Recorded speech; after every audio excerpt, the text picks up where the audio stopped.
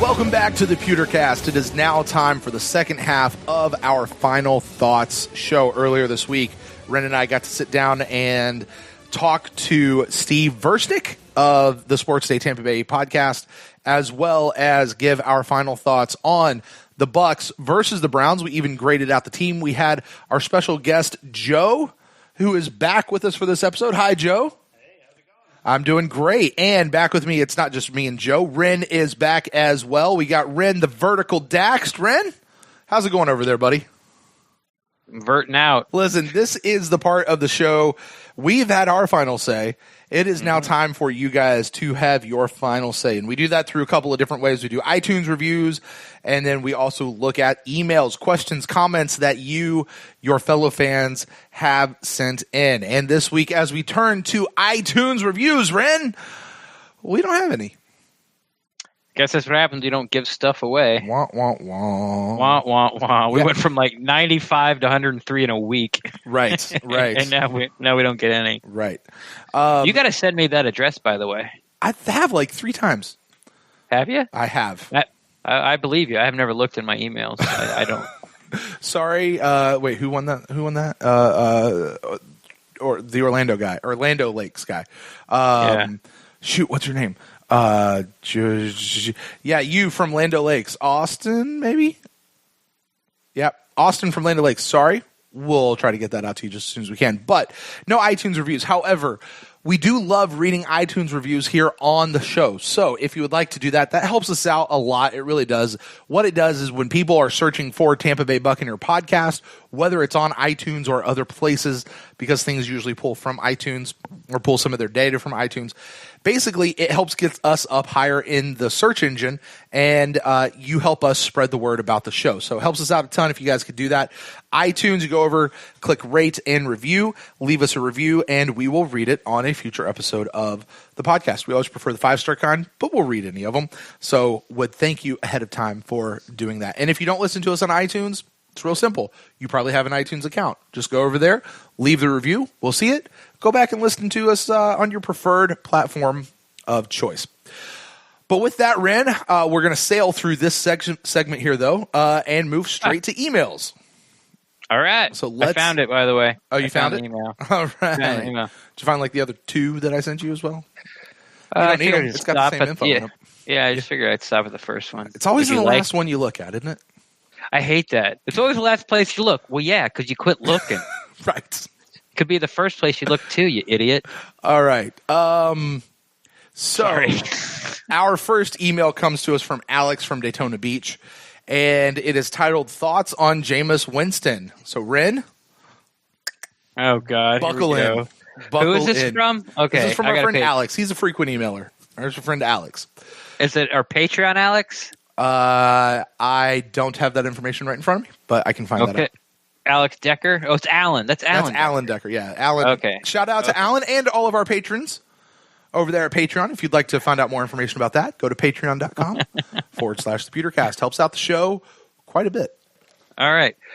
All right, Alan. Alex. Please, oh God, or Alex. Sorry. Yeah. I hope you're on my side on He this. prefaces, he says, before people flip out on me, let me just say I am pro Winston. But There is no doubt that Winston's stats are great, but there seems to be something missing.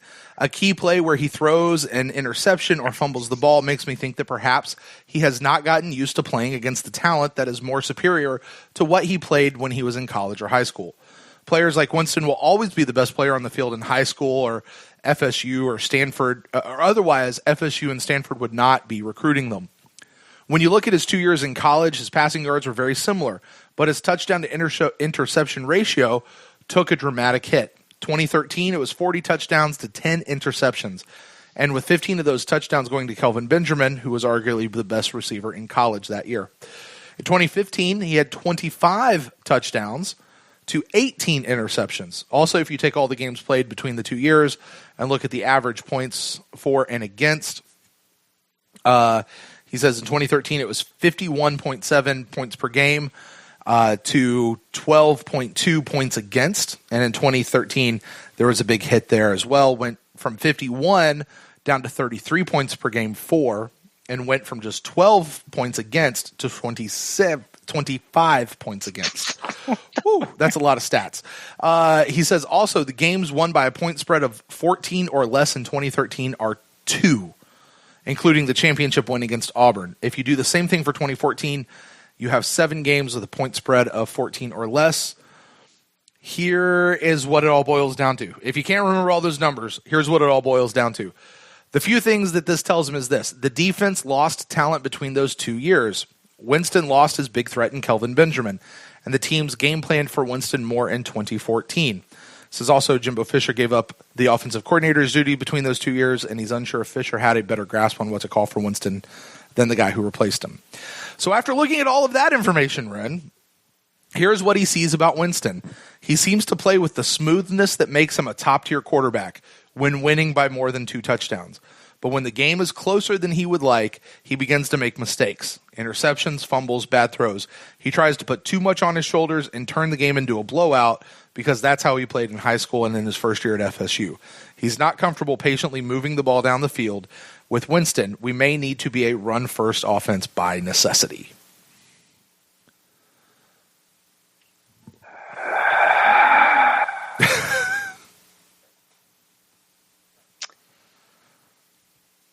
How many quarterbacks do you think blew out everybody in high school and football? In the NFL? No, he's comparing Winston's quarterback play in high school and college to his play in the NFL, right? He is taking Winston's past history in more so college and seeing what his tendencies were there and kind of trying to apply it to what he does as a quarterback as a whole. Even here in the NFL, yes. Well, Jameis Winston played at Florida State. It didn't matter really how he played. Florida State could just out-athlete everybody. I've seen him throw 5 interceptions in the first half of a football game and still win.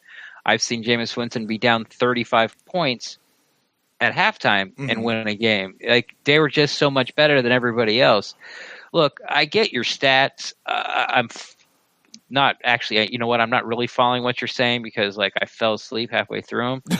No offense, but look, man, once again, I said this last pod, and here's where I am with Jameis Winston, and I'm not going to waver from it. I don't care how many stats you throw at me. I'm to the point where it's it's become almost like politics on Twitter with me. I don't care what you have to say because I think you're wrong even before I read it. Jameis Winston is good enough to overcome any mistakes the offense and defense does, especially if the defense improves like we hope they do, like they did against the Browns, and with all the weapons he has on offense. It is coming, all these things. And it's you can make up all these theories about, when the game's close, or far apart. Well, it all depends who they're playing. What's the weather like? How's the defense playing? What's the humidity level?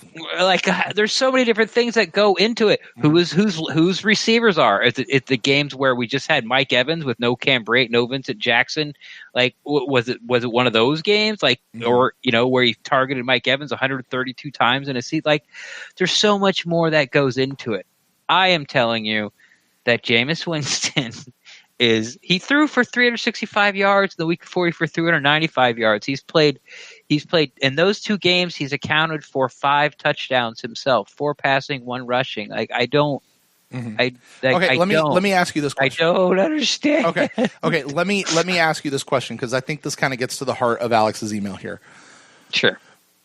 When the game is really close, when the game is really tight, does Winston have a tendency to get a little more careless with the ball, maybe trying to do too much, do that whole, he's not taking what the defense gives him thing? Maybe he tries to force too much. Does he have a tendency to do that when the game is either really close or maybe even when we're down? Don't know, but by the stats you don't know. Heard, after, yeah. This is his 4th year. Wait, I'm sorry, I don't mean to be. But let's think about this. You're making me non-vertical, Brent. For the record, you actually went from horizontal to vertical. So yeah, I always get that wrong. So a problem with right and left. Don't ask me to read a clock that's not digital. Yes.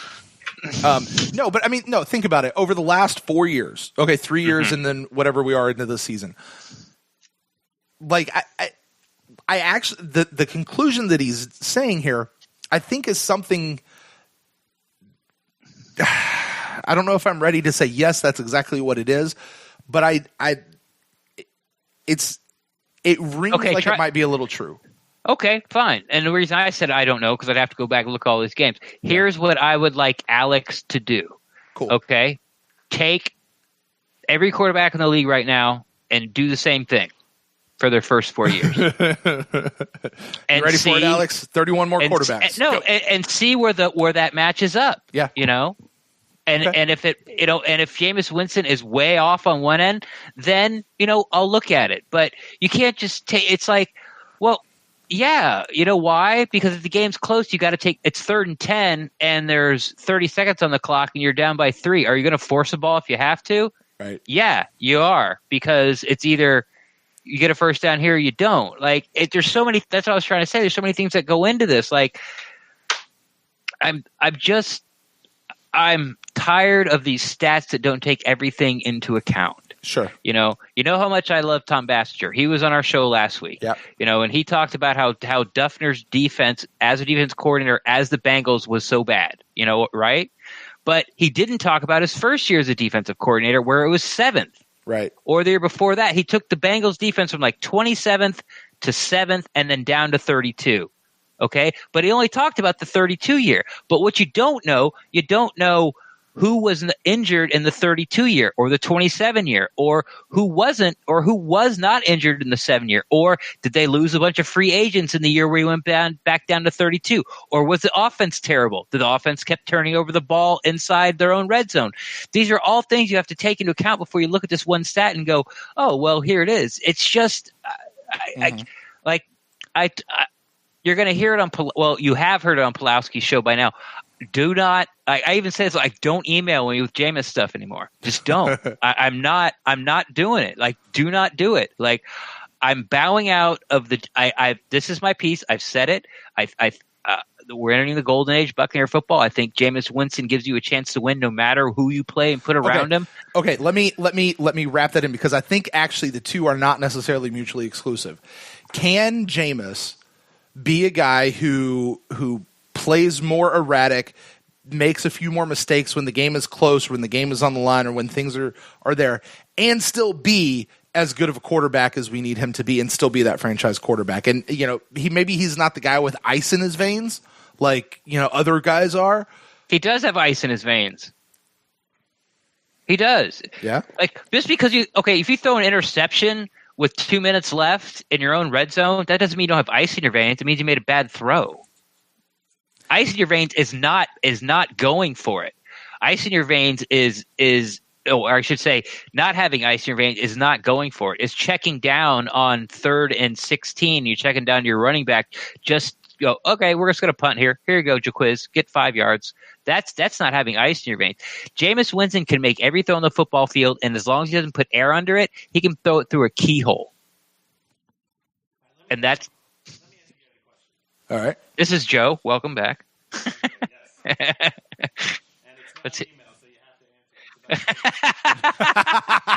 Loophole. Loophole. What's up? Mm-hmm. Okay.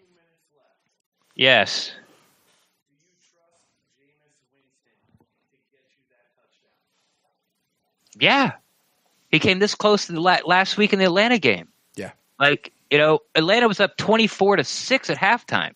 Like, the defense, they were down 21-0 after Atlanta had the ball 3 times. You imagine being down 21-0, and then by the last play of the game, you have a chance to win the game? I mean, yeah, he's done it time after time. Like, I know. Right. No, he didn't win the game. It was no time on the clock, and they're at the 20-yard line. But they were that close. But you know what? You know what game they did? He did win? The Cleveland game. I'll tell you the difference for me with that situation, Ren. With Jameis Winston, We're down by 4, 2 minutes left on the clock. He's got the ball. Here's what I know. I know that doesn't happen very often, by the time, way. right? But I know that is plenty of time for this offense to march down the field, put it in the end zone, and score. And I know that could also leave some time on the clock for the other team to go back. If we don't take enough time off the clock in doing that, that could leave enough time for the other team to go back and do it. What I don't know is if they will. Like I'm not to that spot where I get to 2 minutes and go, plenty of time. Yeah, we're going to go get this, no problem. And that's taking into account not just Jameis, that's everybody. That's the wide receivers, that's the offensive line, that's the running game. And I am going to go ahead and include, and you guys know how I feel about Dirk Cutter and Todd Monken and all those guys. I'm going to go ahead and include the play calling in this. The whole ball of wax, will they go do it? That's where I'm still interested. Versus Green Bay Packers. Aaron Rodgers gets the ball with a minute. Forget 2 minutes. A minute left on the clock, and I know he's going to go score. I don't know that about our. I'm not even going to say Jameis. I'm going to say our offense yet. I'm not there yet. I'd like to get there. I'm not there yet with that though. I feel like I'm talking to Ian Beckles. Like, you know who Jameis is not? He's not Aaron Rodgers. Oh, okay, the greatest quarterback ever to walk the face of the earth? Yeah, he's not. Okay. Right. Okay, but name someone else besides Aaron Rodgers. That's a good question. Because I'll be honest, outside of Tampa Bay football, the only other team that I truly watched just for pleasure is the Green Bay Packers, because that's the market that I came from up in Kentucky. That's weird. I know it is, isn't it? But in Lexington, we're in Green Bay's market. Is Drew Brees like that? If Drew Brees gets the ball, 2 minutes left on the clock, are you sure he's going to march down the field with his offense and go score? The past 2 years, yes. Okay. The 3 years before that, no. But Drew Brees is also 40, and Jameis Winston is 24. There you go. I love it. I mean, Jameis has had these, and you're right. Damn it, I forgot your name again. What is it? Joe, sorry. Why do I keep calling you Bill? I don't know why. Bill the wrestler. Bill the bouncer. No. Joe the wrestler. Okay. You're absolutely right in saying that, did he, against the Falcons? And this is what happens a lot with Jameis is we don't run out of downs. It doesn't happen where it's we didn't make it. There's time left on the clock. You know what happens to the Buccaneers? They run out of time. They ran out of time in the Rams game. They ran out of time in the Falcons game. They ran out of time in the Patriots game against Tom Brady on Thursday night. Jameis gets the ball and it's hey, you got to go score here.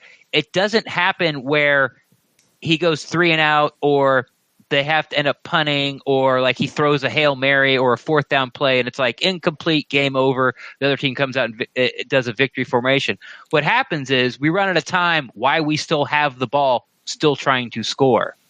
So it just doesn't happen where it's here's 2.5 minutes, the ball's in the 10-yard line, go score. It doesn't. What happens is, hey, here's 45 seconds, the ball's in the 15-yard line, go down and score. And he almost gets there. Almost gets there. What was that shirt we saw, Joe, about the Browns?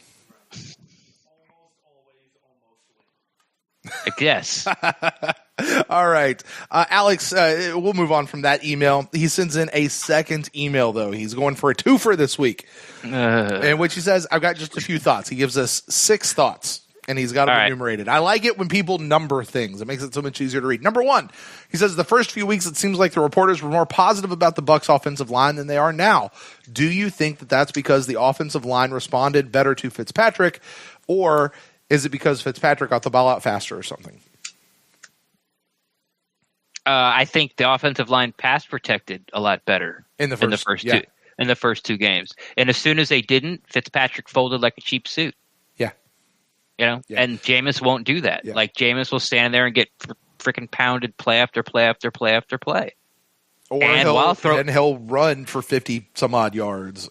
Yeah. Yeah. And he'll make that throw to Sean Jackson, get him in field goal range at overtime to win the game. That's what he does. So maybe those first couple weeks it wasn't so much Fitzmagic as much as it was. He was throwing the ball. O-line, Matt? I don't know. I mean, don't get me wrong. He was throwing the ball, had to make the completion, receivers had to catch it, ball, that kind of stuff. But, I mean, those are record-setting numbers. I think through 2 weeks, every time he targeted Mike Evans and Deshaun Jackson, it was complete. There was no drops, no incompletes.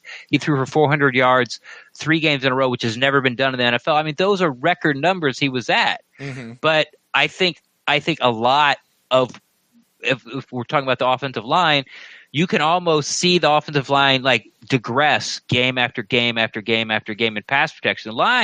The running has sort of stayed the same, but it's never been very good or good. You're kind of pushing it with good. Like if you're honest, it's below average. The run blocking has been, and the pass blocking has gone from excellent and now is sliding down to not good. Yeah. Yeah, I think it's literally as simple as they played better in those first couple weeks. The offensive line has not played great or good. At least it doesn't look like it. I don't think they played great in this last game. They definitely, I don't think, played great in Atlanta. And they look like a steaming ball of elephant dung against Chicago. Yeah, and Pittsburgh. Yeah. So, I think it's really as simple as that. All right, moving on. Number 2, he says, do we even have a chance at trading for Patrick Peterson or Carl Joseph? Yes. Next question. What would you trade for Patrick Peterson? Oh, God, I don't know. I'd have to look at it. What his contract is, how much is left. He is 28, but it probably has at least 2. I mean, he's made the Pro Bowl he's been in 7 years. He's made 7 Pro Bowls. I get it. It's all depend on worth and value. If he was younger, I would give up a first round pick. Yeah. Now is any first rounder going to be as good as Patrick Peterson? Probably not. But you get a first rounder for 4 years under control at a very cheap rate, and you might only get Patrick Peterson for 2 years till he turns 32. Or maybe till his contract runs out, which I don't know where it is, and he doesn't want to play for you anymore. He's really good, but he's also really expensive right now. So if you could guarantee me that he'll play 4 years, I would give a first round and probably something else. I would never give 2 first rounds for any player ever. It's just not worth it. Well, yeah, and see what happened. Look what happened. Yeah. Like the team went in the tank right after that because they couldn't replenish their stock. Right. All right. He says, "Why won't Dirk Cutter just make?" Wait, sorry. I'm sorry. Carl Joseph. I don't know. I don't know what he costs. He's a safety for the Raiders. Yeah. I really don't know what he costs. I really don't know if they're interested in him.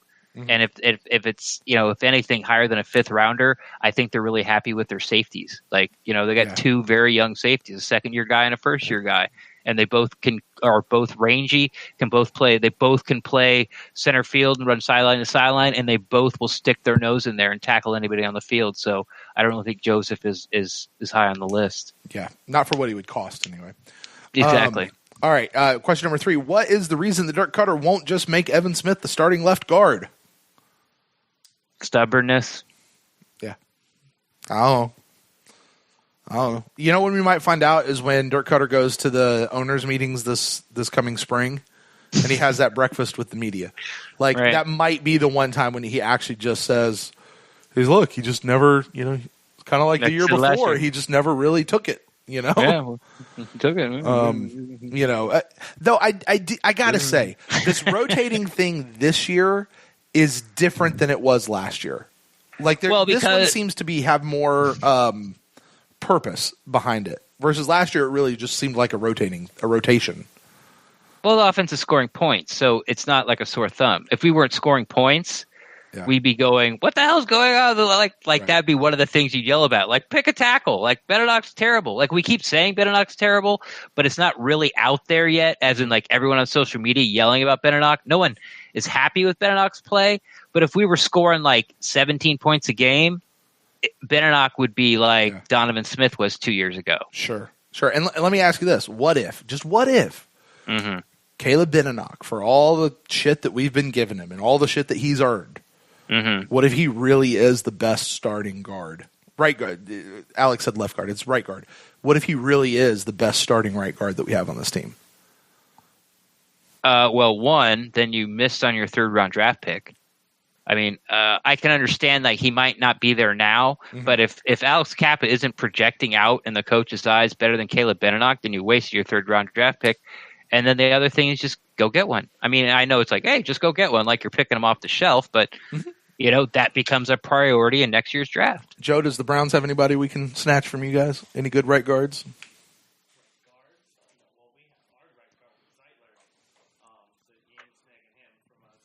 Yeah, recently to a highest right guard contract in football last year. So, yeah, the Browns went out and spent some money on their O line. Yeah, like they're the Buccaneers. They get it finally. Like they're building they're building inside out. Their D line's just a year ahead of their O line right now. Hey, listen, Buccaneers are spending money on their offensive line. We brought in Ryan Jensen. We just extended Ali Marpet. Probably will take care of Donovan Smith here very soon. Spent money on Sweezy. Just didn't work out. Yeah, that one just didn't work out. Exactly. Good point. So Buccaneers they're trying. They're certainly trying. That right side of the line, though. Man, if they get the right side of the line set. Oh, anyway, let's move on. All right, number 4. He says, who made Peyton Barber's undershirt? I've never seen a shirt hold together that well, especially after dragging a full-grown man across the field. Jamie Collins, too. What does that mean? Who's Jamie Collins? Jamie Collins, one of our linebackers that we got a couple years ago from the Patriots. Yeah. Really good. He would not let go of that jersey. No. Everyone's thinking the same thing. Like, man, he's just dragging Jamie Collins. He's a big dude. Yeah. You know what? You know what would have happened? You know what would have happened if that was a Bucs player trying to drag somebody by the shirt? They would have let go or something because like our guys can't hold on. Like, ugh. All right, moving on. Who made it? I don't know, but I said it on the Instacast. But I don't care. Just like don't have it. Like you could add a first down if you didn't have your shirt tail tucking out. I don't care how cool you think you look. Was his shirt tail not like tucked in? It's been like that. It's been like that since the beginning of the year. Has it really? Like he has his jersey, which goes down to his waist, and then he has his undershirt, which looks like a T-shirt, going down to his thigh pads. And that's what caused him. Wow. See, and that's what bit him in the butt. butt. The military makes you cut your hair, like so people can't. Competitive advantage, Ren. It's competitive advantage. All right, number 5, New York Giants through 7 games have 10 sacks. Tampa Bay Buccaneers through 6 games have 14 sacks. 8 sacks come from the defensive line. 6 of them solely come from JPP. In bold letters, do you think the Giants miss him yet? It's not about missing him. I mean, yeah, they miss his sacks, but they switched to a 3-4 defense, and they just have a spot for him. So it wasn't. They didn't have a spot for him. They didn't want to carry his contract, and they got what they could for him. They got a third rounder. So the Giants are 1-5. I mean, they were 1-5 last year with him, and they're 1-5 this year without him. I mean, having JPP and not having JPP is not the Giants' problem. There you go. It's their offensive line again. There you go. And number 6, he says if Mark Duffner continues to better this defense, can we start calling him the Duff Man? And he sends a picture of the Duff Man from The Simpsons over to us. If you want to, I won't. But I'm not going to hate on you for it. I'm just not going to do it. It's like some people get disco music, the cool ones, and some people it's just not their type of music, the not cool ones. So. Just saying. All right. Well, thank you, Alex, for both of your emails. It's gonna glaze right over that. My job as host. Keep this show moving. Let's go. All right. Final thoughts from our friend Chef Aaron.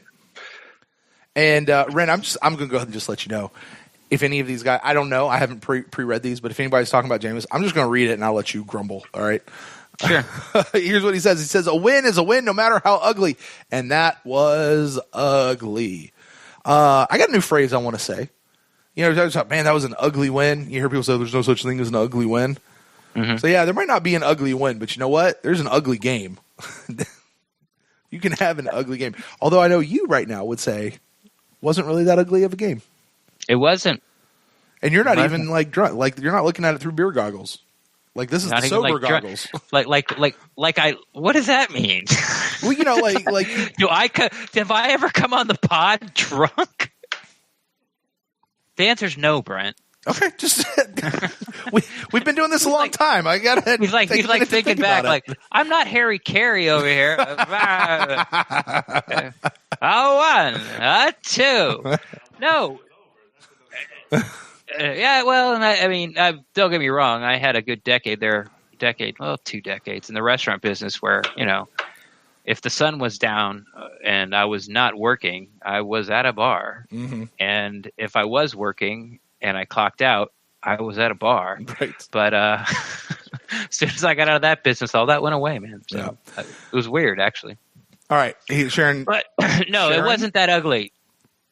Sharon, there Chef was Aaron. A lot. That's Sharon. Chef Aaron. Go ahead. There was a lot of turnovers, and there was penalties, but I just don't think. I think both teams played really hard. I really do, and I think there was a lot of athletes on there, and I think both guys left on the field. When you rewatch the game and start to see our offensive line collapse, in the fourth quarter and overtime, like they're just sucking wind, man. Like they were just hanging on for dear life, man. They were beat. Let me ask you this, just because it kind of pops off this question here. I sent out a tweet, kind of a little tongue in cheek at the end of the game, but tell me if this rings true to you. I said this Bucs versus Browns game was the most evenly matched game that we'll see in the NFL this year. Like these two teams are just so evenly matched. Do you think that's true? No. Okay. When I would have agreed with it after the game because I do remember seeing that. I rewatched the game, and Joe, I think you talked about it on the end of our last pod. It was just like a throwaway line. Like you're basically saying you're talking about our defense, and you were doing the grades. It's like the Browns got back in it, and they had no business in the game. And when you rewatch the game, it's like if it wasn't for those turnovers, it's like but there was a lot of them. I mean. The Bucs stopped themselves on offense, and Cleveland could not get anything going on offense. One of their scores started from the 14-yard line. The other one started from the 22. The other one, they actually drove the ball down the field and scored. Like this game was a hair's breadth from being a blowout time after time. Jameis's first interception. There was nobody. O.J. Howard was 5 yards behind everybody. Yeah, he was. There was no we safety looked at that back play there. earlier today. Yeah. Like, I mean, that was that far from being 23-2. Right. And that would have been, by the way, that would have been Jameis's first 4 series, not including the safety, field goal, touchdown. Yep. I mean, no, it wasn't. It ended up being that way. Yeah. It ended up being a very evenly matched game, but the teams are not evenly matched, and it's not a shot at you, Joe. I just think that your offense right now is just too young. Chef Aaron, I don't want to say continues his email. He kind of still starts it. He says, the shining star of this team was the defense. How about that? You switch coordinators and you see better communication, better coverage, better D-line pressure, #5 sacks, and an unbelievable defensive goal line stand, something that we haven't seen in years. I don't know if you listened to the game after Pewter Nation podcast. Shout out to our Pewter Report friends. But what Levante David told Scott Reynolds about the difference under Duffner, it spoke volumes as to why these players look so lost week in and week out. I did not hear that podcast yet. It's been a whirlwind of the last couple of days. So can you catch me up on that? Because I'm not sure what he's talking about. Sure. This was, oddly enough, the pod that started me off on this. What the hell is everybody talking about? Because what they're talking about is Levante David told them was like there was a different energy, and they simplified it about Mark Duffner. And basically, it was kind of the question I asked Steve when he was on with us last episode. Yeah. Was it really that simple? As in just more energy and simplifying the defense, or what happened out there? Like, was it that simple? And he, gave his answer. But for the rest of the pod, those guys like just dumped like the whole, Jay, you got to quit throwing those interceptions. And they went on for like back and forth, like really animated, talking about how I don't know if you're the Bucs, can you trust Jameis? Is this enough? He needs to really clean up this and clean up that. And then I went back and watched the game, and it's like, you're out of your mind. He makes big play after big play after big play, continues drive after drive after drive after drive. Like, you can't throw an interception in your own end because that's a bad interception, right? Mm-hmm. Okay, and you can't throw an interception in the red zone because that's a terrible interception. So you can throw an interception between the 50 and the 50-yard line and the opponent's 20. Mm-hmm. That's the only one you can throw, and people don't seem to freak out. Guess where the O.J. Howard one was? 30 in between the 50 and the 30. So, and people still freak out. And once again, if Catanzaro makes that kick, Jameis only throws one interception. Right. Like the game. Like I don't understand where the hate's coming from, but that's where that whole thing started. Because I was really disappointed in the way those guys went anti-Jameis on this. Like it's like, yeah, we won, but God, Jameis is such a liability out there. I'm like, what are you talking about? Yeah, and because I'll be honest, my coming out of the game, what has been in the back of my head and what I've kind of been saying is, Jameis he didn't have his best game. I wasn't saying it was a bad game for Jameis. It just wasn't his. It wasn't a shining star of a game. And because I think his quarterback rating was like, it's because he didn't throw for any 60, touchdowns. 70 something, right? Like it's because they ran for 3 instead of throwing for 3, right? And that's what hurt him. And his fantasy points were sub 20, or something he didn't like throw that. For any touchdowns. He didn't throw for any touchdowns, right?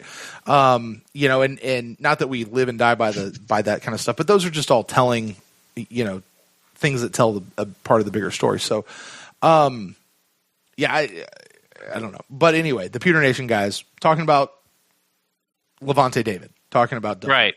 Sorry. He says, anyway.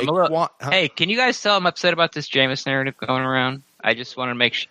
Okay, I just want to make sure that I get my feelings across. I don't want to give missed messages here. Right. Well, what was it a couple weeks ago you were all in on? Oh, God, who knows? Oh, fire Mike Smith. Yeah. Yeah. Oh, man. What is wrong with me? I used to be the level-headed guy. I know. Maybe my estrogen level's off. Chef goes on. He says, anyway, Quan had the best game of his season, and his absence with his injury is a significant loss to the defense. Stewart rebounded from getting beat from the last several weeks and broke up a touchdown pass. In my opinion, Davis is solidifying himself as the best cornerback we have. Everything he says there is true, except for the Davis part, and here's why. Not that I don't like what Carlton Davis has done. I love his aggressiveness. I love the way he's playing man-to-man. I thought his ball recognition as far as on his breaks when he was playing off was really good against Cleveland. I just think that Brent Grimes is still a better corner, and I thought he had a really good game against Cleveland, and I thought he had a really good game against Atlanta. He broke up a pass in the end zone to Julio Jones. It's just that as fans, and it did take me a while to get past it too, you remember the Steelers game. It's like, hey, Brent Grimes is back. Brent Grimes isn't back because he fell down, that one time on that pass to Juju Smith, and then one time he was one-on-one out in the flat with Antonio Brown and never laid a finger on him. We're like, oh, great, look, Brent Grimes is back. But I thought he's played well since then, and I still think he's the best corner. And I can't even really remember Baker Mayfield even going after one of the guys Brent Grimes was covering. Yeah, I don't know that he never targeted Brent Grimes, but I will say this about Brent in this past game, because I think this might have been Brent Grimes' best game this year so far. Brent Grimes was sticking his nose in there. Brent Grimes had a pass breakup. He had several plays where you'd see him covering. So I can't say that he was not targeting the guy that Brent Grimes was covering or was not targeting Brent Grimes himself. But Brent Grimes was getting in there. He was getting in the mix of it. And that's something he hadn't been doing since his return, even past the Steelers game, where he really wasn't. He was just eating up a blocker. Mm-hmm. But he wasn't trying to fight through the blocker to get to the ball carrier.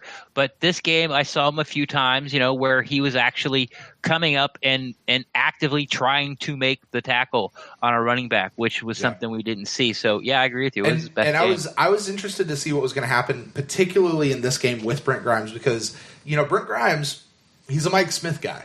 Mm-hmm. He's all about Mike Smith. He and Mike Smith.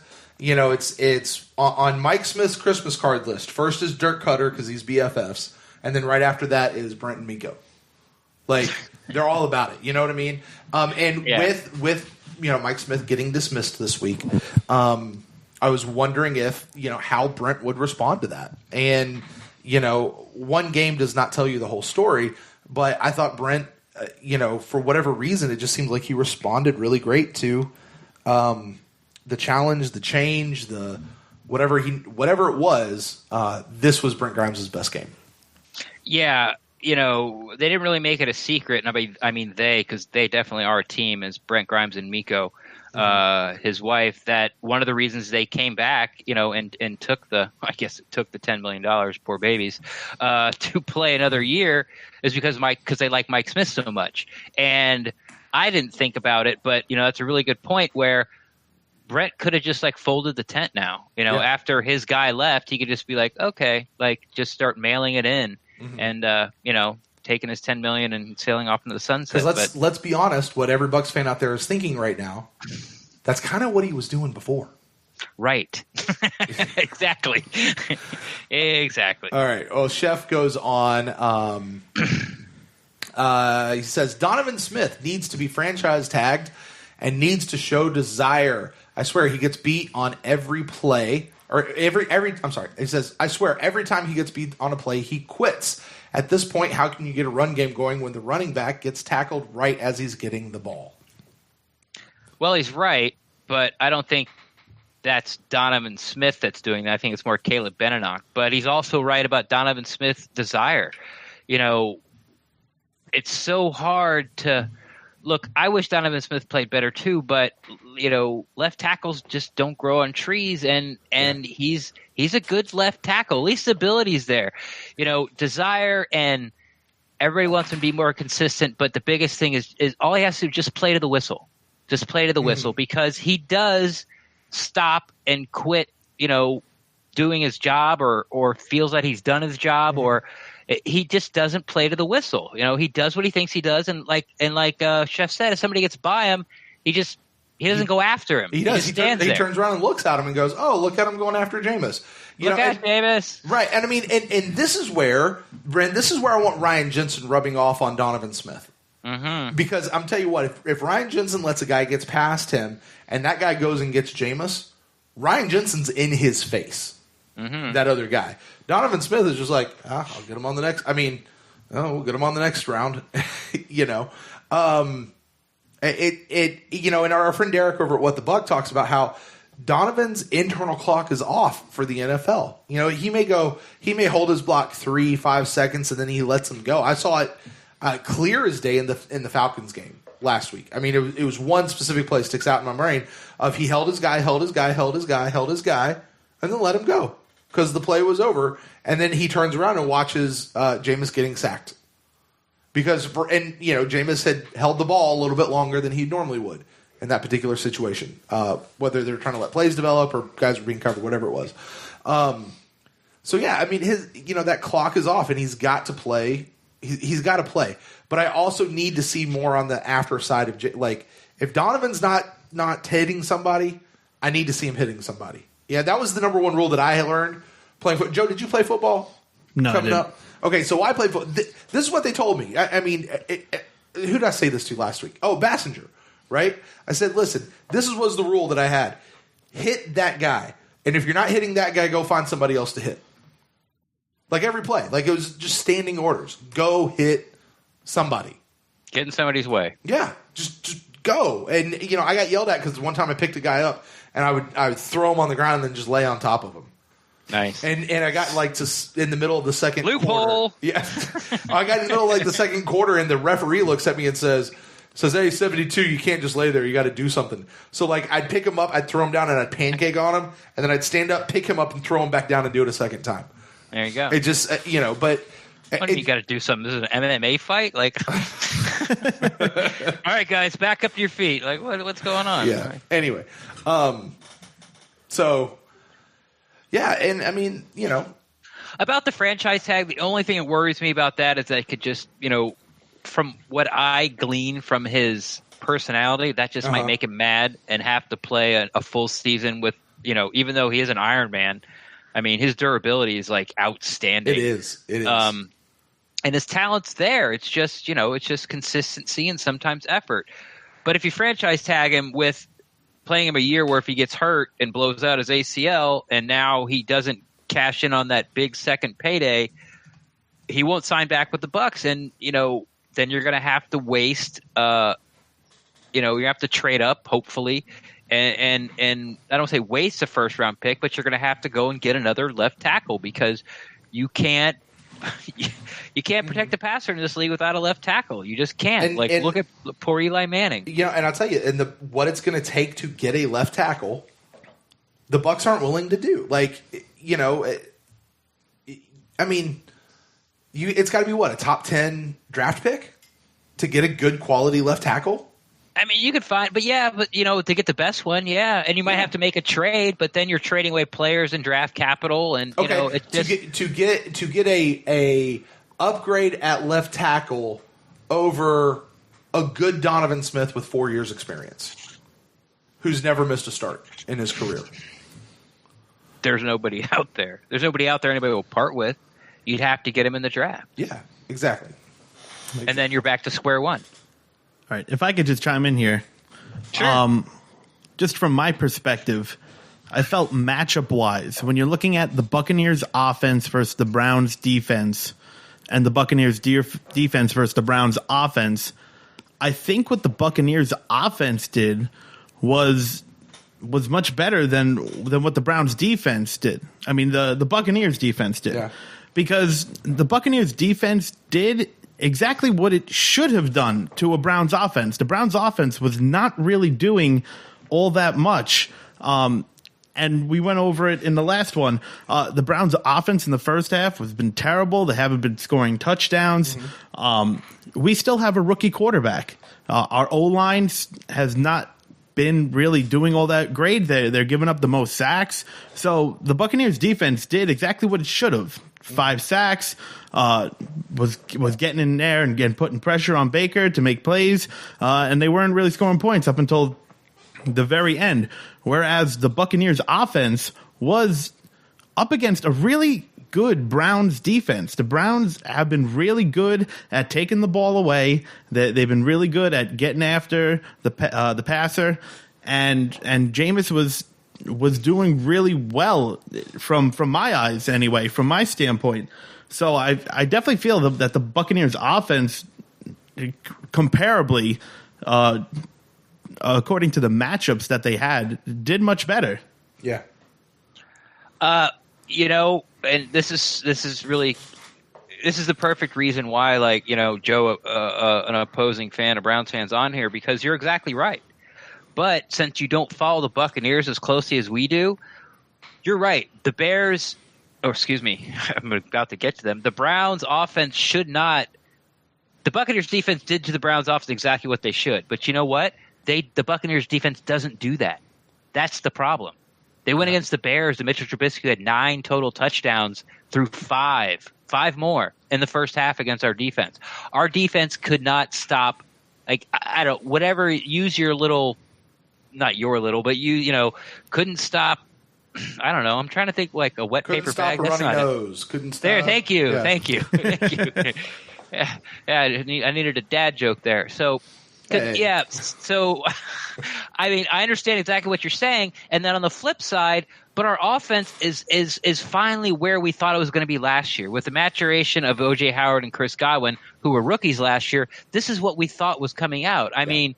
We talked a little bit about it. I don't know if it was this pod or the one previous. Ryan Fitzpatrick, 400 yards in 3 straight games, 48 points, and then 37 or 32 against the Eagles, and then put up 28 or 29 against the Steelers. This is what we were expecting. I have said this. There's not a defense in this league that is going to keep the Bucs under 20 points. It's just not going to happen. You're going to have to outscore us. And I don't care how bad you think your offense is. You know how you get better? You play the Bucs. And that's why Mike Smith got fired. And now we saw just with that little change at defensive coordinator, same players, same scheme, they look like a totally different defense. Small sample size, but you're absolutely right. If as an outsider looking and said, hey, the Bucs defense is sort of the crown jewel in this game, but giving the past history of our defense and how bad it's been, holding a team to 3 touchdowns in a game. Last week we couldn't hold they got 3 touchdowns the first quarter. it's like hallelujah. It's like, hey, if you could hold every team to 21, we will win the rest of these games. We will, unless Jameis throws for 9 picks. Yeah. All right. So I hear you, but yeah, it's just that's why we're so excited. Yeah. All right. Chef concludes his email here. He says, my biggest takeaway from this game is that Dirk coached cowardly at the end. Oh, my God. You have 3 timeouts and are at the Browns' 21-yard line, have 40 seconds to go, and yet you choose to drain the clock and kick a field goal with a shaky kicker. Jason Light drafted a 6'5", 235-pound wide receiver and a 6'6", 250-pound tight end for those situations. It irritates the hell out of me how allergic Cutter is at utilizing them in those kinds of situations. I don't buy that Monken is calling the plays anymore, especially when you're on your own 1-yard line and the offense comes down to 2 run plays and 1 is Cutter's special sweep. Everything the offense of the last 3 games screams that Cutter is the one calling the plays, but no one's asking that question anymore. I guess he couldn't control his ego with Monken getting all the love of those first 3 games. I know I'm presuming, but just look at the evidence of the last year and the last 3 games of the offense compared to the preseason and the first 3 games of this year. Sent from my iPhone. Okay. I've given my thoughts on the cowardly call at the end of the game. Give Chef a hug. I think it was the right play, man. I do too. Yeah. If Jameis throws an interception or a tip pass, there's so many things that go wrong, and a professional kicker should make the 40-yard kick. Should do it. It was the right play. I don't cowardly. There's so many. You're when you get to that point of the game, you're just taking variables off the table of how not to lose. Yeah. Should I throw it in the end zone? Well, what if it gets picked? But yeah, we would have won by a touchdown instead of a field goal, and the fans would think I'm aggressive. Who cares? You lost the game. It was the safest play. It was the right play. Now, as far as hold on. Let me jump in on that. Here's how you know that wasn't the wrong play call. Let's pretend Catanzaro made that kick. Right. Would you think that it was cowardly? Would you think that it was the wrong kick? If he made that kick and we won the game, would it then be the wrong call? We wouldn't be talking about it at all. And this is something we talk about all the time on this show, Ren. Usually it has to do with draft picks. I'll be honest. But you can't judge a person's decision by the outcome. You have to judge the quality of a person's decision by the information that they had given to them at that particular time of making the decision. Right. Right? You can't say, oh, well, that draft pick's a bust, that draft pick's a bust, that draft pick's a bust, so that means you made the wrong call. No. You have to look at what they were given to deal with in that particular moment. That's how you judge whether or not somebody made the right decision or not. And in this situation, 92%, and we said this on the last pod, 92% of kickers make that field goal. And how many? And what's the percentage of a fade in the corner from where are we at? So if the 40, it can't be 50%, can it? We had to be on the 30. We had to be on the 33. Yeah. To make it a 40-yard because of 7 yards. Right. Or would have been the 23. 23. Yeah. The 23. So what's the percentage of a 23? Yeah. What's the percentage of a 23-yard pass in the corner? Yeah. Okay, so you do that 2-3 more times, you don't make it, then you kick it. Okay. Right. I mean, or what are you gonna do? Run the ball, then call timeout? What if you fumble? I don't get that line of thinking. What's it matter? The game's tied. What does it matter? Right. The game's tied. You kick the field goal, you win. Why do you need for them to get closer? Or if it was closer, he wouldn't have made it. Yeah. It didn't. Here's what Chef is frustrated at is the fact he's not frustrated at, and Chef, I'm sorry, I don't mean to I think you're more frustrated at the fact that Catanzaro didn't make that kick than you are at Cutter's play calling. And you're taking it out Monken's play calling. Monken's, whatever it is, whomever it is. And we can talk about that. I don't want to get into that on this show about Monken. You guys briefly touched on it in the instant cast about whether it's Dirk or Monken or whatever. Go back and listen to that. Isn't that funny? It's like all the bad plays that happened, like the safety, and then I thought they should have gone for it with 3 timeouts from the 23. Yeah. That's Cutter. But if it's a bad play call, it's got to be Cutter. If it's a good play call, it's got to be Bunkin, right? Yeah. What the? Yeah. So Chef, and like I feel your frustration. I just think that your frustration is in the wrong place, and I think that frustration belongs solely on the shoulders of a guy who should make a kick like that every time. Yeah. So, all right, Chef, thank you so much for your email. Final email of the night, Red, and we'll get out of here. Love you, Chef. Please keep emailing in and calling the show. Comes from our friend Chris from Virginia. He says formerly from Alaska, who is now dead apparently. What? I don't remember that. Yeah, you told me last time. You said Chris from Alaska is dead. It's now Chris from Virginia. Oh, that's right. Yeah. He got trampled by a moose. Moosin. Chris says, howdy. Chris, let me remind you, you are in Virginia, not Texas, okay, buddy? Virginia. Yeah, it's howdy, y'all, in Virginia. Yeah, Virginia. It's hi, y'all. He says, howdy. Final thoughts. Bucks defense was 100 times better. It's nice to see a fast start on defense. I agree. I will say that I loved not seeing the Buccaneers defense down get us into 24. a hole in the half. Like the defense, we may have given up those 14 points in the last quarter, but it didn't get into this big, huge hole situation. That was very, very nice. You know what? The least amount of points the Bucks before the Browns game had been given up by halftime. The least amount. Oh wait. Oh okay. Hold on. Is it under 20? No. Actually, I have to check the Eagles game. But I want to say the Eagles was 21. I want to say the Eagles was 21 going in halftime. I might be wrong. I might be wrong. Because I think it's 24. The Saints had 24. The Falcons had 24. Half.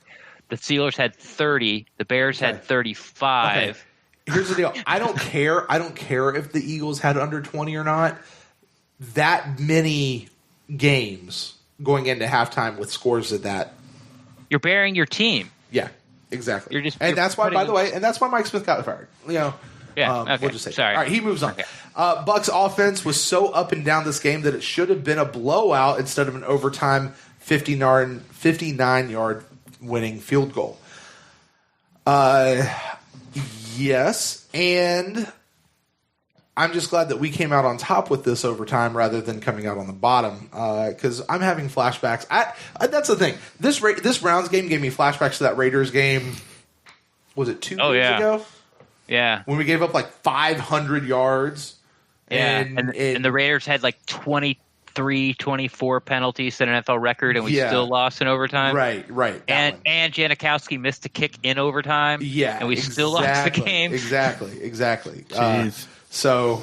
Wait. And then we had him stopped on fourth down with a pass in the end zone, but they called a holding penalty on the other side of the play to give him a fresh set of downs to tie the game up right before. Joe, I'm telling you, there is a reason why people refer to the Bucks as the Browns of the NFC.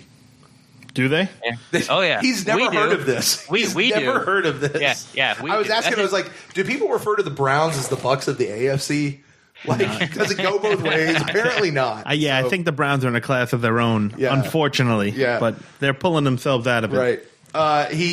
Chris goes on. He says, this O-line is not getting the job done in the run game. How much worse does Beninock have to play to lose his role at right guard? He's terrible.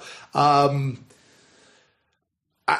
think it's less how much worse does he have to play, unless he's just going to get cut, and more to do with how much better does Alex Kappa have to be in practice to take the job. Or Evan Smith, yeah. The Bucks' inability to run the ball the last 3 years. Puts a lot of pressure on your quarterback. Yeah. He says, with the Bucks' inability to run the ball the last 3 years, if Cutter keeps his job, does Warhop need to go? I don't know about Warhop. I know, we complained about him last year or maybe the year before that, but he's the only holdover from Lovie Smith's staff. Yeah, and I saw Joe Thomas. You ever heard of Joe Thomas, Joe? Of course. Is that a name first ballot Hall of Famer? Will be first ballot Hall of Famer. Yes. I saw him tweet something out, and oddly enough, it was a Donovan Smith clip of Donovan just tossing somebody. Yeah. and he sort of like, recognizes real or something like that, and then said, I know Warhop coaching when I see it. And Joe Thomas has given sort of taking his game to the next level, given all the credit to offensive line coach George Warhop, who now obviously coaches for the Buccaneers. So when I heard that, I sort of snapped out of it and realized that, you know what, I don't really know what I'm talking about when it comes to coaching offensive line. I sure as hell don't know exactly what I'm looking at. Like, I know when someone gets beat, but I don't know like who they were supposed to get, or was this guy supposed to help him on the inside, and all those sort of things. So I'm going on Joe Thomas's recommendation. You're going to use his cred a little bit there. I'm using that. Joe Thomas might know more about playing offensive line than I do, and if he says that George Warhop is a good offensive line coach, then I'm going with that guy. He does defend Hugh Jackson though, completely. So I don't know. I'm not going to go against Joe Thomas either, but at the same time, he's backing Hugh Jackson, and I don't think Hugh Jackson is going to make it through the end of this year. Okay, so he doesn't know his coaches. Mm-hmm. Hall of Fame, once in a generational left tackle. Coaching talent evaluation terrible. You said it, not me. Chris continues his email. He says, I honestly think that D. Jackson Winston need to connect once in a game, and that will get the ball rolling. You like me when he hit him in the end zone? Maybe, yeah. For a touchdown? Well, I think he's talking about it's got to be like a 40-plus yard bomb. Oh, well, the end zone's only so far away. I mean, yeah, I feel you're right. Yeah, everyone's just sort of waiting for that just to get over the hump. Yeah, I don't know if it's just going to be once, but yeah, it's like everything else. I need to wait and see.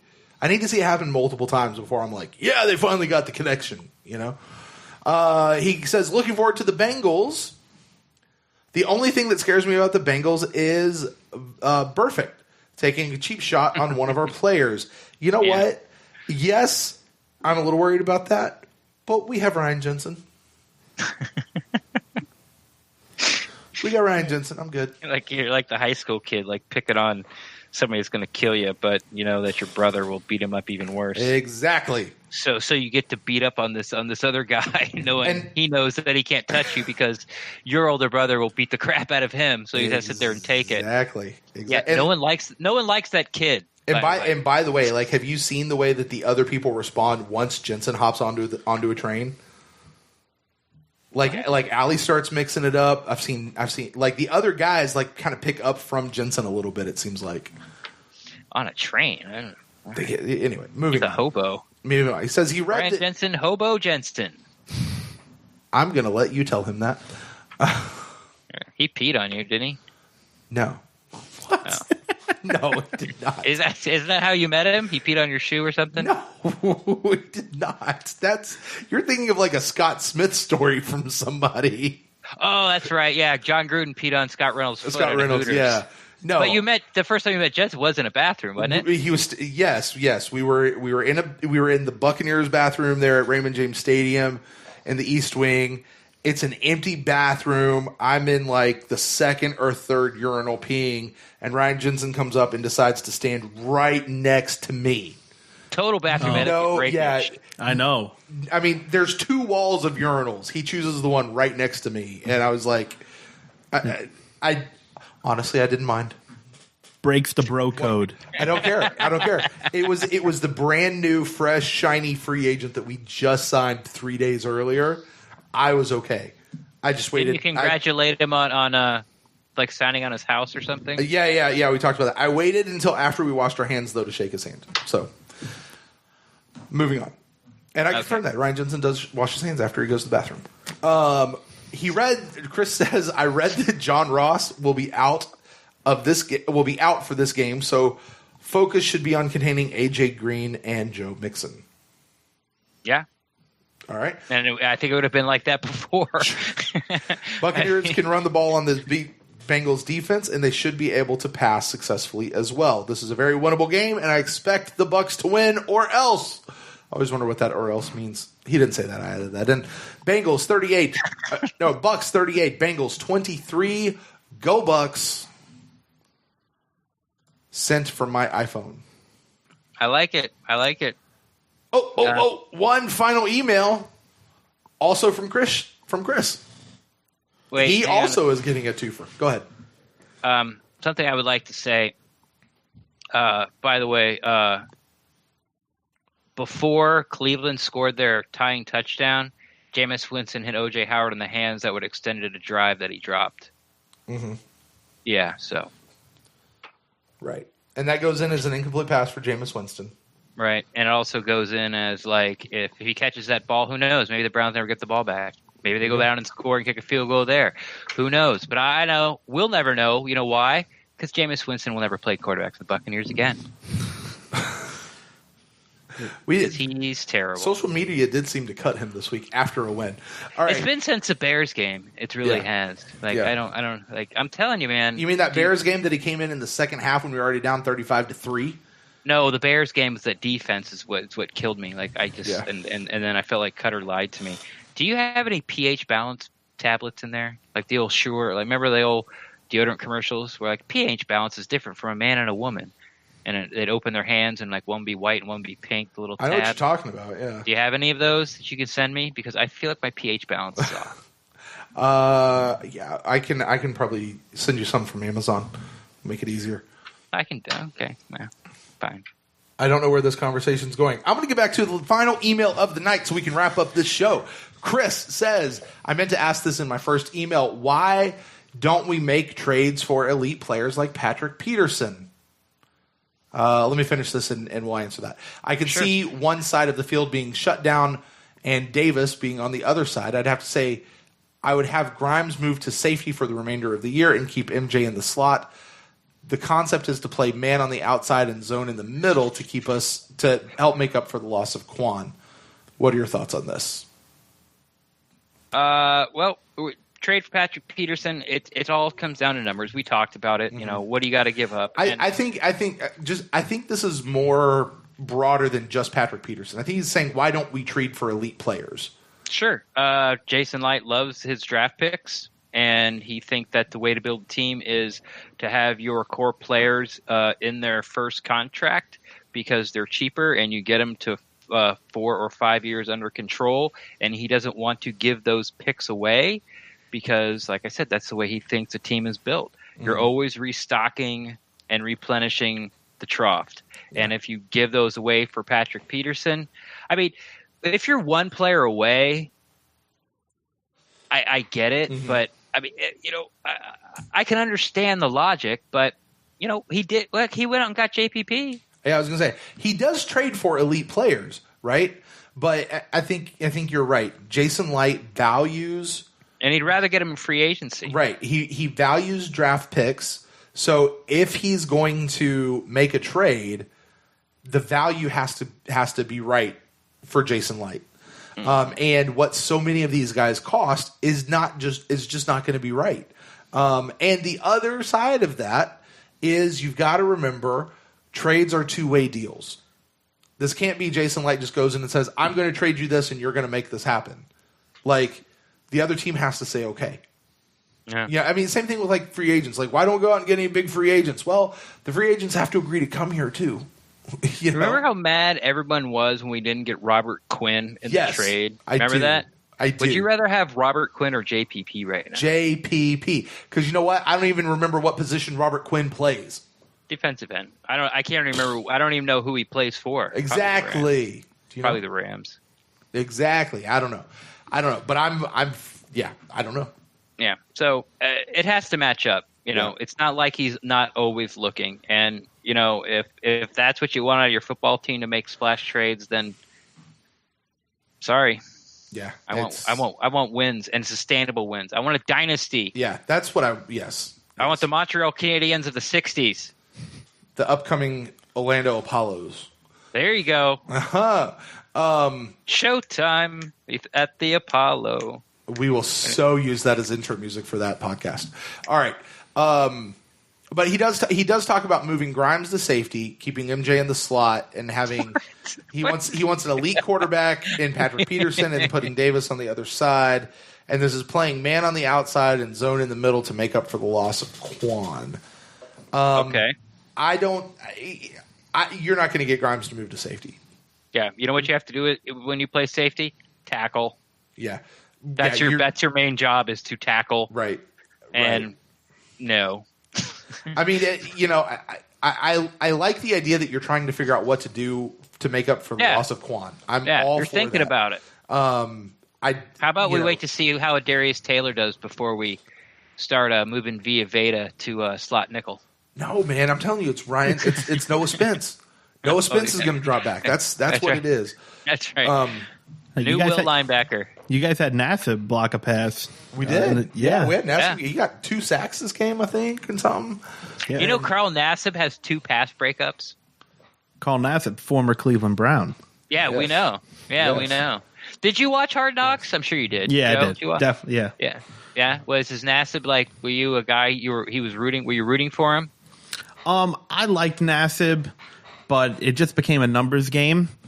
Yeah, and because they had Beasley off of defensive line. Because they had just drafted another defensive end, and then they signed a free agent defensive end. So it became like, will they keep 5 or will they just only keep 4? And it became a numbers game. And Nassib on the Browns, he just wasn't very consistent. He would have games like he had with the Bucs this past weekend, where he would play really, really well and get after the quarterback.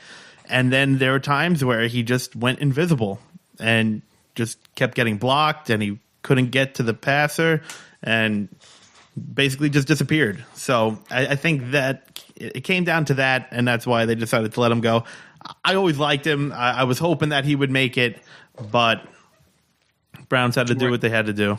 Yeah. I'm glad I'm glad he ended up somewhere. Right. You liked him as more of a person than really a player. It was like, he's one of our boys, but, if you got to let him go, you got to let him go. Right. The way I feel about Javian Elliott. Hey, we're going to get to that conversation on our next show. You like that segue? Eat that segue, Mark Cook. We're going to get to that on our next show, Buck in the News, which is coming out later this week. You guys, I want to thank everybody who sent in emails. Reminder about sending in iTunes reviews. You guys can do that. Patreon.com/ThePewterCast. Joe. It's been fun, guys. It's been fun having you here this week, man. Yeah, thank you guys for having me. I mean, and next time, Ren, the good news is next time Joe won't be here eating up all this talking time. And you and I will actually be able to get a word in edgewise. Yeah, I know. He's taking up my camera time, man. Like, I apologize. I'm ready for my close-up. Where is it? Tell us one more time, Wrestler Joe, as I've come to affectionately know you. Yeah, why do they call you Wrestler Joe? We haven't gotten to that story yet.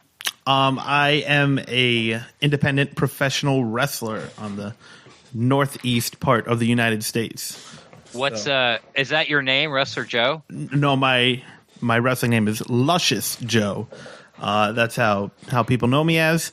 I work the Northeast in the independent pro wrestling scene.